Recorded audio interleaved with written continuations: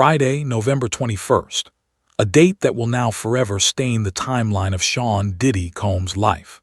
A day that didn't just shift headlines, it ripped them open. What began as another slow, gray morning inside Federal Correctional Institution, Fort Dix, suddenly collapsed into chaos the moment guards stepped into Diddy's housing unit. There was no shouting, no alarms at first, just tension, thick, uncomfortable crawling across the concrete floors. Officers moved with unusual purpose, eyes sharp, radios constantly buzzing. Something wasn't normal. Something was brewing, literally. When they reached Diddy's bunk, everything unraveled. Hidden beneath his lower frame, tucked deep behind personal items, officers found a strange setup. Not contraband cigarettes, not a cell phone, something worse. Something that smelled sweet, sharp, fermented. A homemade alcohol operation. A plastic bottle filled with bubbling liquid. Fruit remains tucked into a cloth. Sugar packets from the dining hall. Even a makeshift warming rack, proof that this brew wasn't an accident. It had been carefully maintained. One guard whispered, "This isn't casual, this is production." Another officer immediately froze the scene, snapping photos, sealing containers, logging every detail. Even inside a prison used to surprises, this discovery was on another level, and everyone knew what it meant. Federal law treats alcohol production as a serious institutional threat, and this wasn't just a sip hidden in a sock. This was a mini-lab. The warden reviewed the photos once and his face changed instantly. No debate, no hesitation. He picked up the phone and made one call to SDNY, to Judge Aaron Subramanian, the same judge who already warned Diddy that even one violation would bring consequences. Within minutes, the story leaked. Within an hour, social media ignited. Within the morning, Diddy's name exploded across the country. What happened next didn't just escalate the situation, it launched the most intense courtroom moment of his life. But the discovery was only the beginning. What came next shook the entire prison system and forced a federal judge to do something he had never done before. Once the report hit SDNY, normal procedure evaporated instantly. Judge Subramanian didn't wait for Monday. He didn't wait for a scheduled hearing. He didn't even wait for a full briefing. Something about the violation, the photos, the timing, it triggered an emergency reaction. Fort Dix staff received an order that stunned even veteran officers.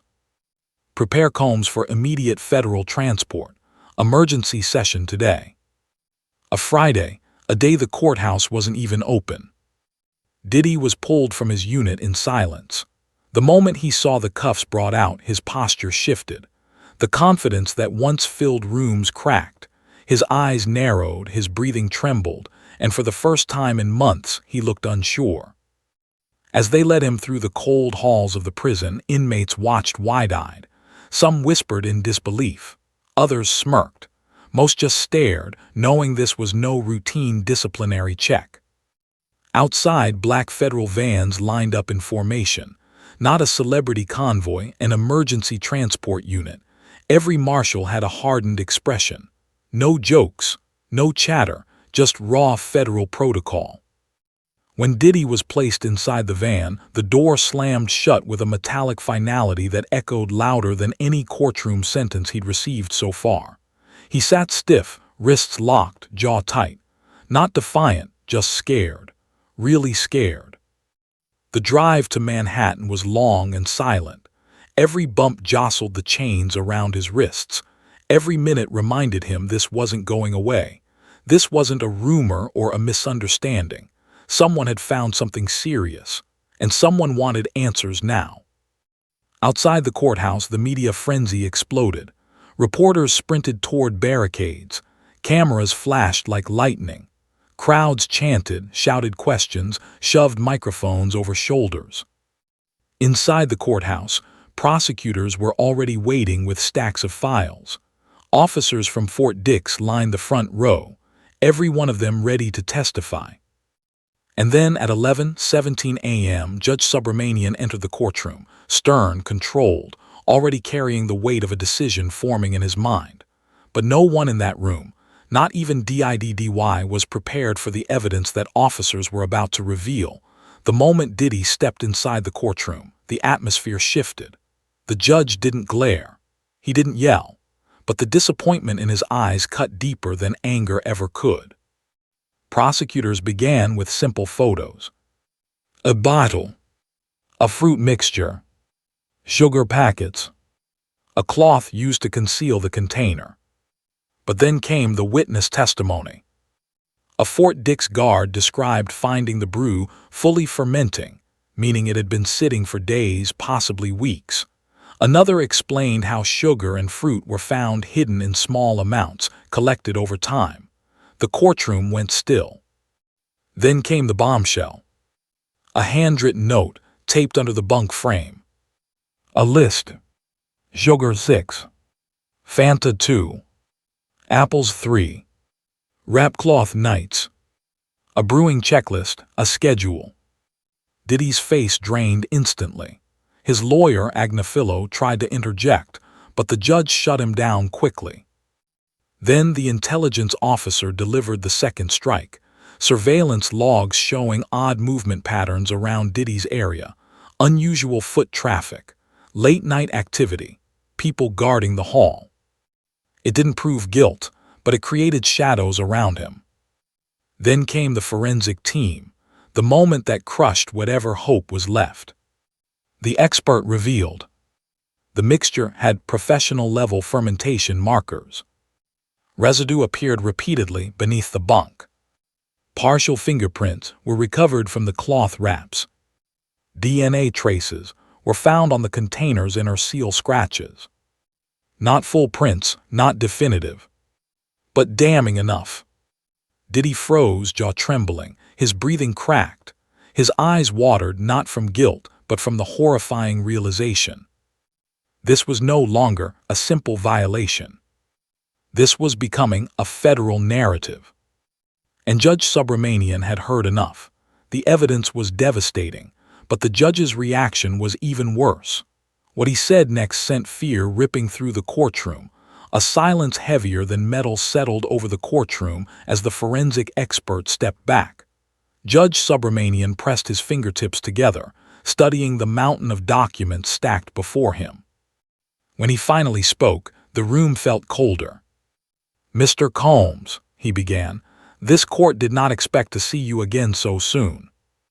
The words hit harder than shouting ever could. He reviewed everything. The reports, photographs, logs, residue findings, disciplinary notes. He reminded Diddy of his original warning. Any violation would trigger severe action. Then his tone sharpened. This is not an accident. This is not incidental. This is deliberate action within a federal facility. Diddy's head dropped. His lawyer tried to argue, but the judge silenced him with a single raised hand. Prosecutors pushed forward. They emphasized that Diddy's behavior showed a pattern, not a moment of weakness. They argued he'd been warned repeatedly. They said the setup was intentional, structured, and maintained. The judge didn't show anger. He showed something far worse. Certainty.